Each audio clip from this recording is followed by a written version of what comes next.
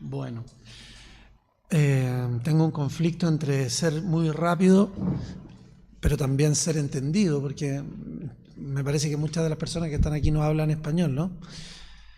A ver si lo podemos resolver más o menos bien. Bueno, cuando Sandra me invitó a participar en el encuentro con una presentación, intenté hacer una conexión entre mi campo de investigación, que son las emociones, y la educación inclusiva, que es un terreno donde yo trabajé hace algunos años, pero que últimamente no es mi foco principal de trabajo. Espero lograr una reflexión sobre estas dos temáticas que me parece que están muy vinculadas. De hecho, el encuentro tenía como uno de sus subtítulos importancia de las emociones.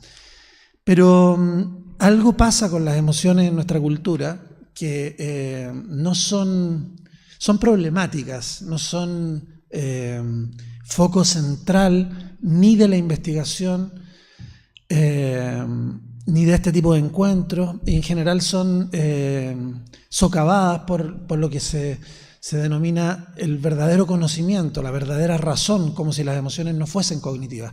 Creo que llegó una propuesta de trabajo en la línea temática de emociones, en comparación a muchos trabajos que llegaron en los otros ejes, ¿no? Eso refleja un poco lo que pasa con las emociones en nuestra cultura. La pregunta que yo intento responder, sobre la cual quiero reflexionar más que responder en esta ocasión, es: ¿qué se necesita para promover una verdadera inclusión? ¿De qué depende que las personas tengan conductas inclusivas en la escuela y en la vida en general? ¿Es un problema intelectual el de la aceptación del otro, el de incorporar al otro, el reconocer al otro? ¿Es un problema emocional? ¿Cómo se dan estas dos dimensiones en el proceso de incluir? Muy rápidamente, destacar, digamos, que yo veo al menos dos grandes focos, dos tipos de argumentos más bien de por qué promover una educación inclusiva. Lo llamé argumentos de tipo ético e ideológico, y por otro lado también argumentos técnicos. Dependiendo del tipo de audiencia con la cual estemos, me parece que se pueden privilegiar uno u otro tipo de argumentos. Yo no voy a profundizar acá en los argumentos éticos, porque me parece que todos aquí estamos comprometidos con el tema.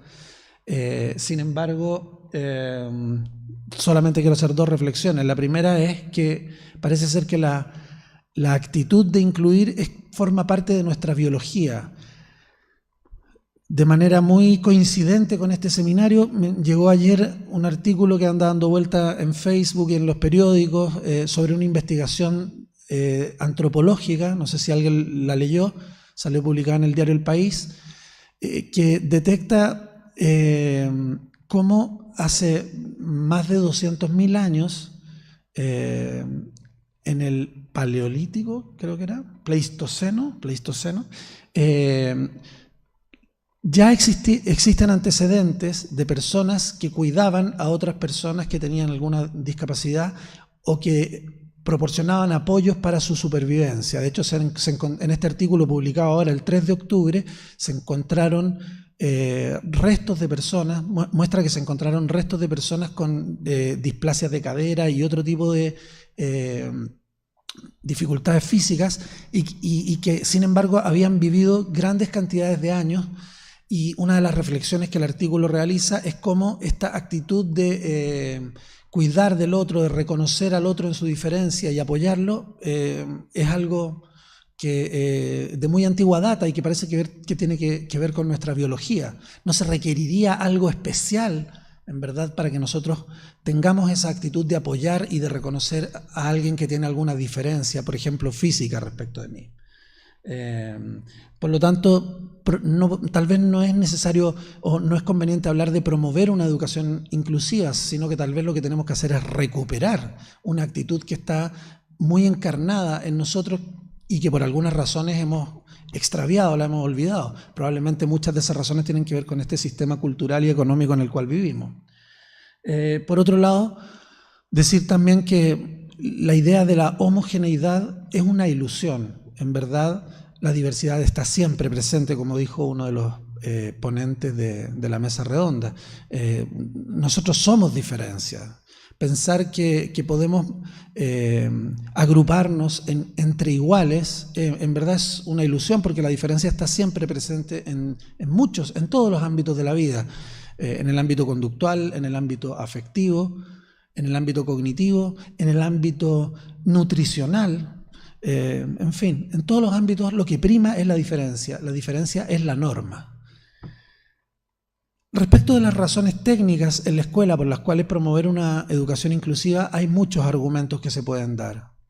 Pero bueno, haciendo un resumen muy breve, en relación directa con el aprendizaje, hay bastante evidencia de que el aprendizaje se ve favorecido por las estrategias colaborativas.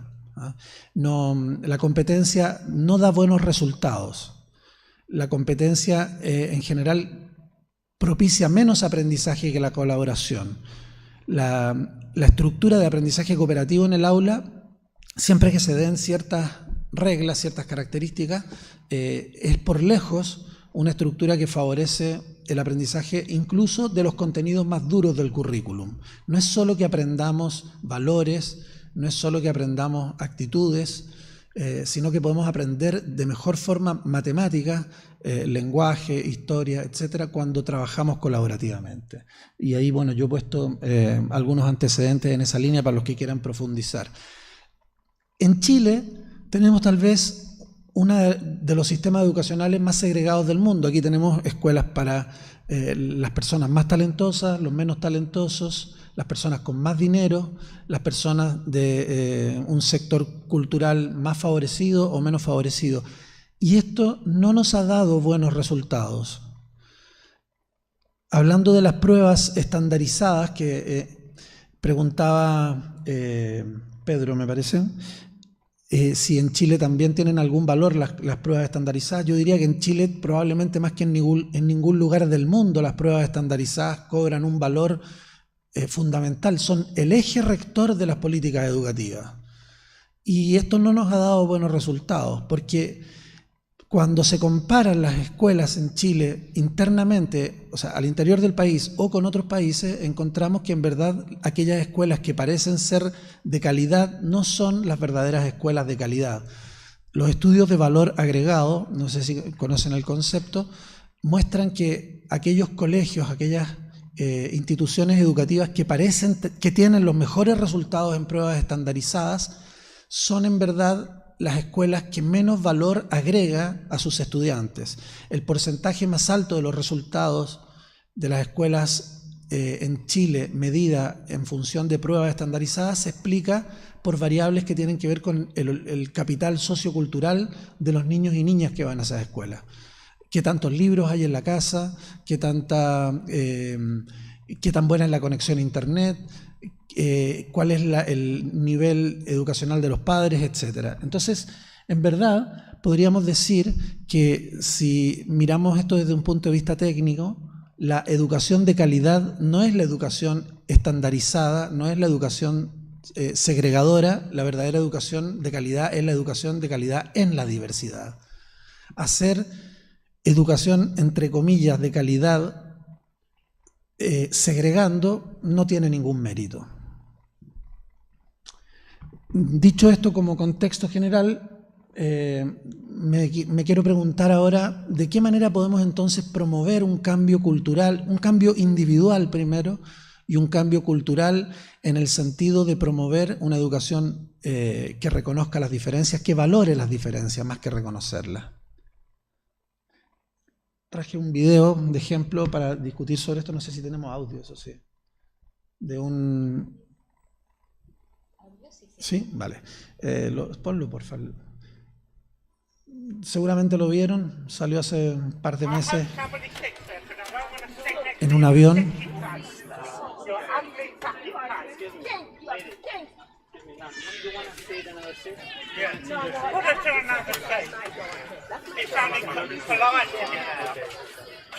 I can't get him one.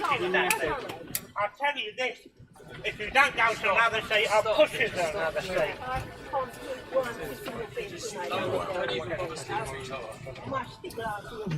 Don't talk to me in a fucking foreign language. Yo creo que con eso nos hacemos una idea de la situación, ¿no? Sí. Me pregunto cómo podemos hacer para cambiar este tipo de actitudes, ¿no? Por un lado, debemos tener leyes que regulen este tipo de circunstancias. Algo en Chile hemos avanzado en ese sentido, pero las leyes no modifican las actitudes. La investigación en psicología social muestra que este tipo de actitudes, cuando son sancionadas legalmente, se reducen drásticamente. Sin embargo, las personas que piensan de esta manera siguen pensando así. Lo que pasa es que no lo llevan a una conducta, no lo expresan en una conducta porque esto está penado legalmente y socialmente es mal valorado, pero el pensamiento sigue siendo igual, con lo cual a la más mínima oportunidad de poder expresar este tipo de pensamiento, lo hacen. ¿Cómo podemos promover cambios en un sentido más profundo que el puramente conductual? ¿Cómo podemos cambiar las actitudes? Les traje un dilema que forma parte de un proyecto de investigación en el cual me tocó participar, que muestra una situación educativa frente a la cual pedíamos a los profesores y profesoras que eligieran la mejor respuesta. Y dice lo siguiente: los alumnos se encuentran trabajando el respeto por los derechos humanos. Durante la clase se produce un clima tenso, puesto que algunos estudiantes manifiestan airadamente que debería expulsarse a los extranjeros, puesto que vienen al país a quitar oportunidades de trabajo a los nacionales. Debido a lo anterior, ¿qué debiese hacer la profesora? Este es un dilema que está basado en una situación real que surgió de una entrevista que hicimos con una profesora española y que hablaba de una clase de filosofía en la cual estaba planteando temáticas relativas al derecho de las personas, por ejemplo, a la inmigración. Alternativa A. La profesora invita a los alumnos a expresar sus sensaciones en relación con la inmigración, buscando analizar desde allí las causas que provocan la discriminación. Alternativa B. Pide a los alumnos que mantengan el orden en la sala de clases, señalando que en un mundo global todas las personas tienen los mismos derechos, por lo que debe respetarse a los inmigrantes como a cualquier otro ser humano. Alternativa C. Intenta centrar el debate en torno del lado positivo de la inmigración, explicando de qué forma la integración de la diversidad enriquece la cultura y contribuye incluso al desarrollo económico de los países. ¿Cuál les parece a ustedes que es la mejor alternativa para promover cambio de actitudes entre estos estudiantes? Yo creo que no lo han entendido, ¿no?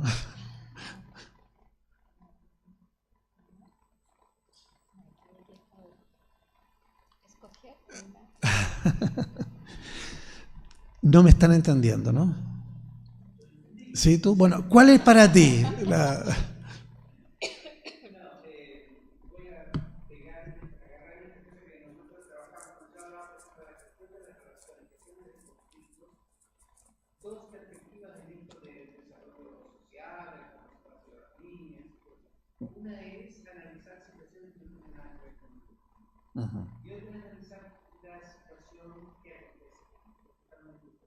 Sí.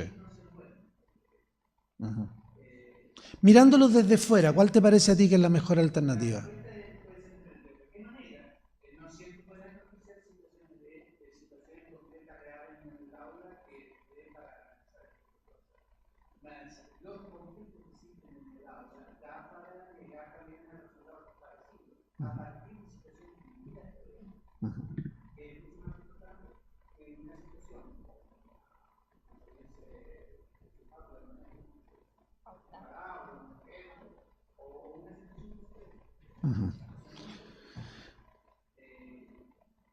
¿Y cuál te parece a ti que puede ser la mejor opción?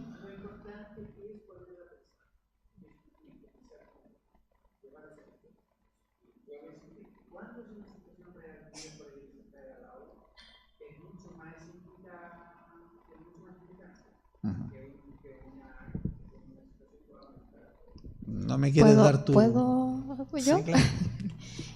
Tal vez la A. Ajá. Invita a los alumnos a expresar sus sensaciones en relación con la inmigración, buscando analizar desde allí las causas que provocan la discriminación. Pero me queda una duda en relación a cómo se van a hacer cargo de lo que pueda salir desde ahí. Claro, puede ser complejo.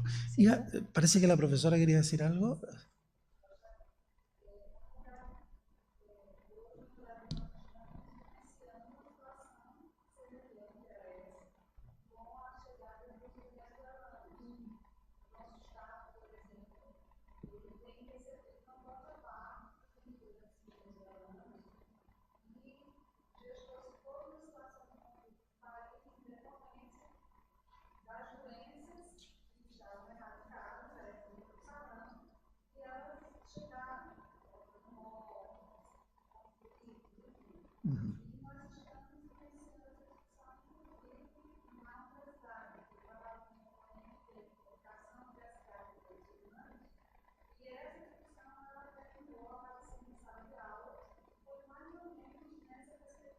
Ajá.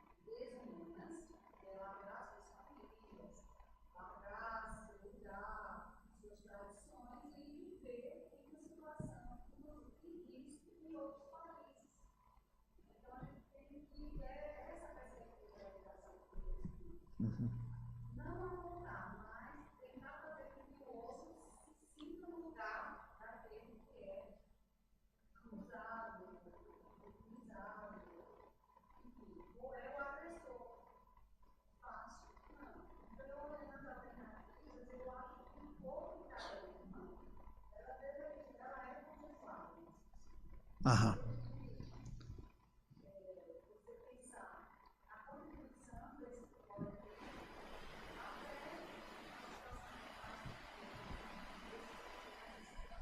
Ajá. Bueno, en este caso se trataba de una investigación y no tenía objetos de realizar una intervención en el aula. Y lo que comprobamos con más o menos 1.400 profesores es que la mayoría de la gente elige la alternativa C, intentar centrarse en el lado positivo de la inmigración.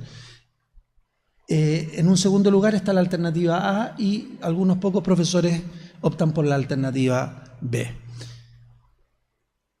La pregunta que uno se puede hacer es ¿de dónde nacen estas distintas maneras de concebir los derechos de los otros, el reconocimiento de los otros, las actitudes más o menos incluyentes?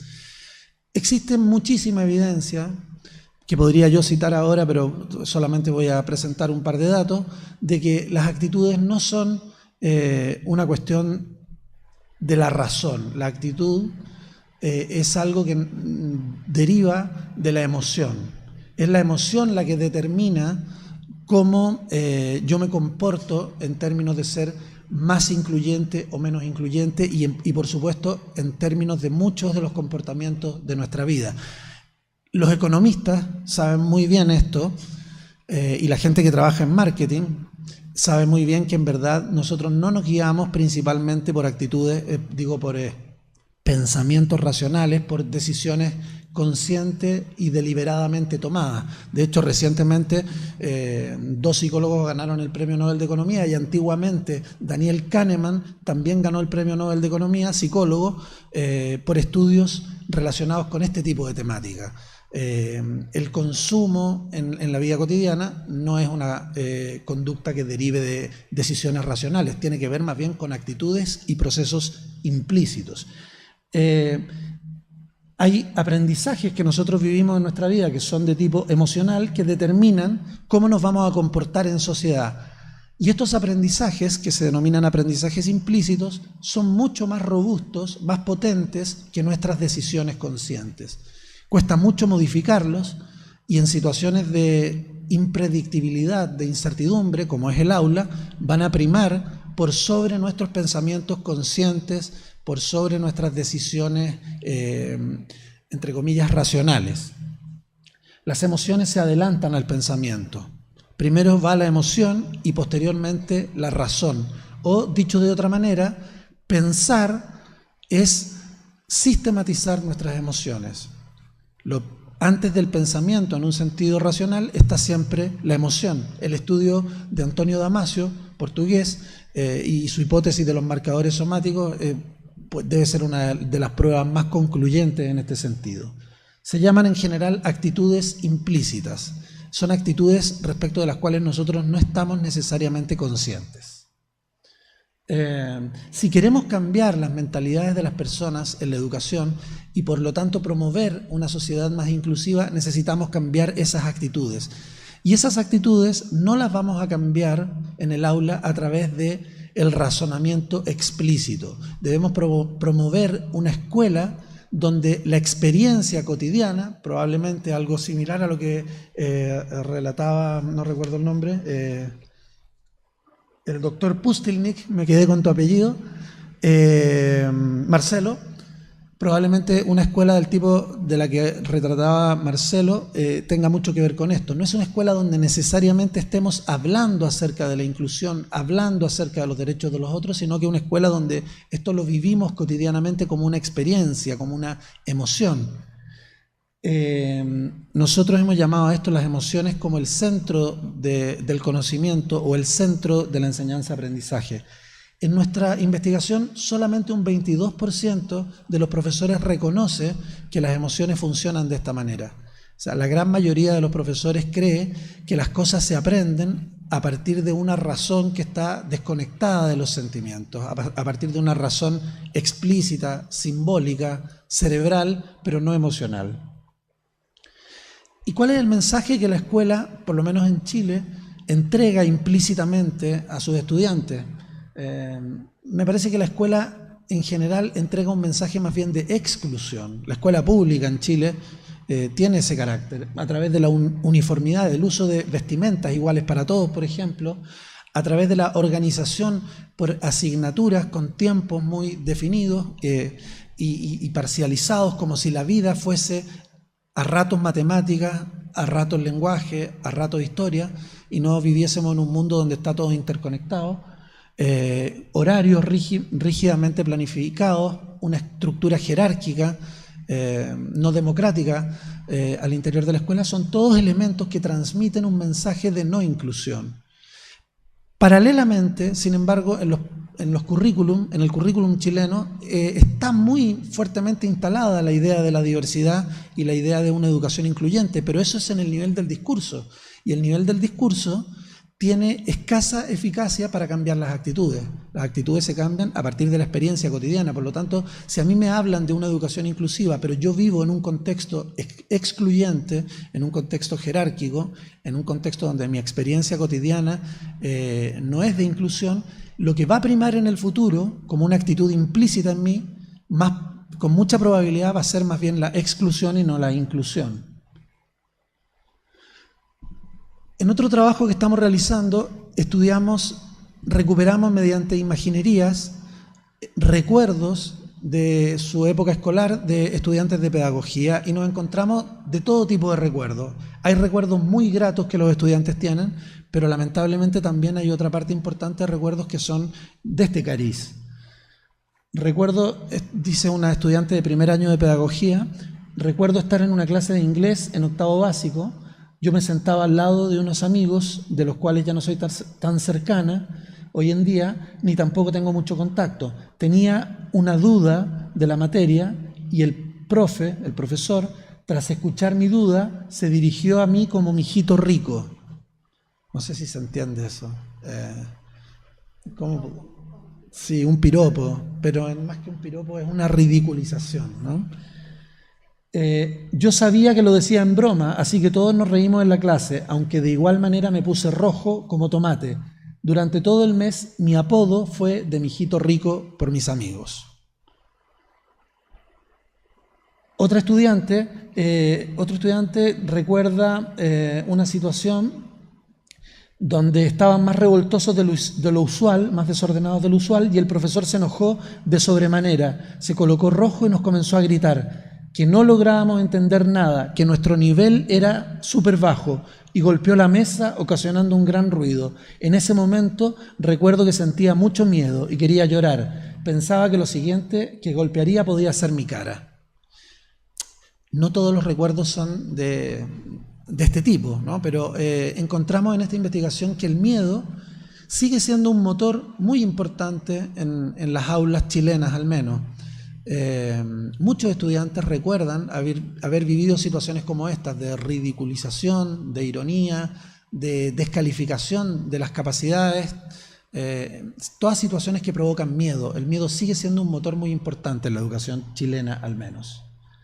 Bueno, voy a saltarme esto porque estamos muy contra el tiempo. Sé que hay otra persona que viene después de mí y quisiera ir cerrando diciendo que si queremos promover cambios en las actitudes implícitas, en la línea de lo que he estado destacando en esta presentación, en la línea de un pensamiento y una actitud más inclusiva, bueno, tal vez la primera opción sea la opción que más va en esa dirección, porque apunta a recoger las emociones de los estudiantes y desde ahí construir otro tipo de mirada respecto de las diferencias, ¿no? Cuando estos estudiantes dicen en la sala de clases que debe expulsarse a las personas inmigrantes porque quitan oportunidades a los nacionales, esa es una emoción legítima. Aunque nos disguste escucharla, como emoción es legítima, porque todas las emociones son legítimas. Lo que puede ser ilegítimo es la conducta. Pero si queremos cambiar la conducta, necesariamente tenemos que estar disponibles para atender este tipo de emocionalidad. De hecho, esta es una situación real, como decía, de una profesora española que nos relató en una investigación, y ella se refería en los siguientes términos respecto de qué hacer con este tipo de situaciones, una profesora de filosofía. Ella decía, cuando los alumnos se enfrentan a un nuevo tema en filosofía, hay algunas veces que les produce rechazo, molestia. En este caso son los derechos humanos. Te dicen, no, eso no puede ser, porque estás diciéndoles algo que es contrario a lo que ellos creen. La profesora dice, esta molestia es un fenómeno natural y que es deseable que ocurra, porque forma parte del aprendizaje, pone al alumno en activación y es, digamos, el comienzo del aprendizaje. Si queremos cambiar actitudes, debemos promover, desde mi punto de vista, una educación que recoja todo tipo de emocionalidad, incluso aquella que implica discursos xenófobos, discursos machistas, discursos excluyentes de la diferencia, etc. Solamente dando cabida a la expresión emocional, no conductual, de este tipo de discursos podemos intentar cambiarlo. Y en la escuela, el lugar donde podemos intervenir tempranamente, cuando un chico viene de una familia, por ejemplo, donde esto es la práctica de todos los días. Si nosotros oponemos resistencia a la resistencia, a las emociones del otro, lo único que generamos es que las resistencias se fortalezcan. Cuando yo discuto con el otro, a través de los argumentos lógicos, cuando yo debato, aunque mis argumentos sean muy buenos, lo único que termino por generar es más resistencia y refuerzo los argumentos que yo quiero derribar. La psicología social ha mostrado con muchas pruebas que en verdad, si lo que queremos es modificar la manera de concebir el mundo de una persona, lo primero que tenemos que hacer es escucharla y desde ahí buscar intervenir. Si nosotros oponemos resistencia a ese discurso, lo único que hacemos es fortalecerlo. Detrás de ese tipo de discurso seguramente hay miedo, y aunque nos resulte muy desagradable, me parece que como profesores y profesoras tenemos que ser capaces de darnos cuenta de ese miedo que está detrás de este tipo de discurso. Eso no significa que ese discurso lo validemos, no, simplemente estamos reconociendo la emoción del otro. Y el miedo es una emoción adaptativa.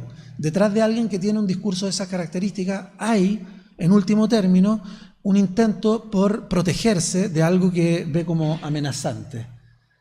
Y todos los seres humanos buscamos eliminar las amenazas, agruparse entre aquellas personas que nosotros consideramos que son nuestros semejantes, que son distintos de los otros, es una actitud que todos tenemos, es parte de nuestra biología. Si queremos cambiar aquello, tenemos que ser capaces de escuchar entonces lo que está detrás de ese discurso. Como decía al comienzo, las conductas se modifican con leyes y las leyes son muy necesarias, son imprescindibles. Tenemos que tener leyes que regulen este tipo de cosas. Pero si queremos cambiar las actitudes, lo que tenemos que hacer es promover una educación donde la experiencia de la inclusión sea lo cotidiano y no el discurso. Eso, muchas gracias. Fue muy rápido, ¿no?